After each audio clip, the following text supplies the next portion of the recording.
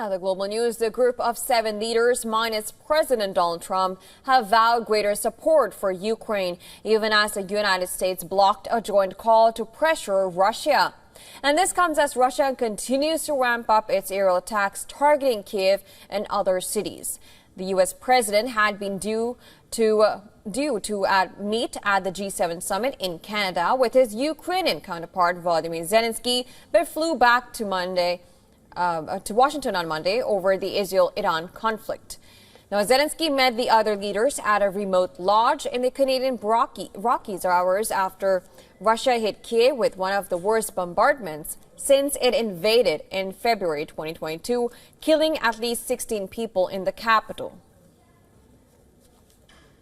It's important for our soldiers to be strong at the battlefield, to stay strong until Russia will be ready for the peace negotiations. We are ready for the peace negotiations, unconditional ceasefire. I think it's very important, but for this we need pressure.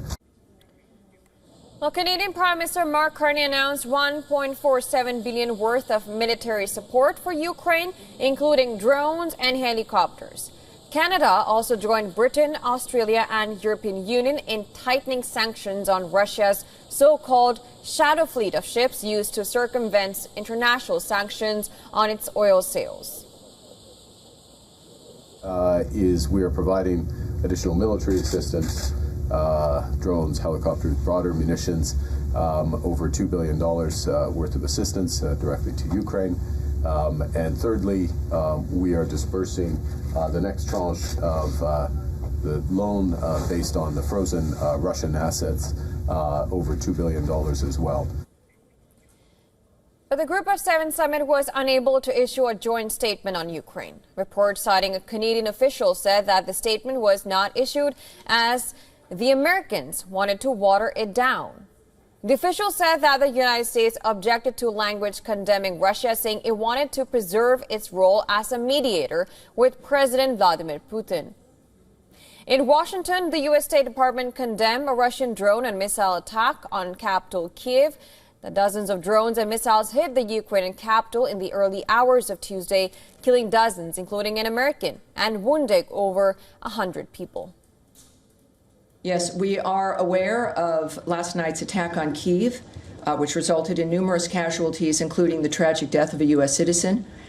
We condemn those strikes and extend our deepest condolences to the victims and to the families of all those affected. The president, in the recent past, has made his thoughts clear about striking the civilian areas in that regard. President Zelensky described the latest overnight barrage as one of the most horrific attacks on Kyiv since the Kremlin launched its brutal invasion of Ukraine more than 3 years ago. Zelensky said a total of 440 drones and 32 missiles were launched in the strikes nationwide and urged the international community not to turn a blind eye.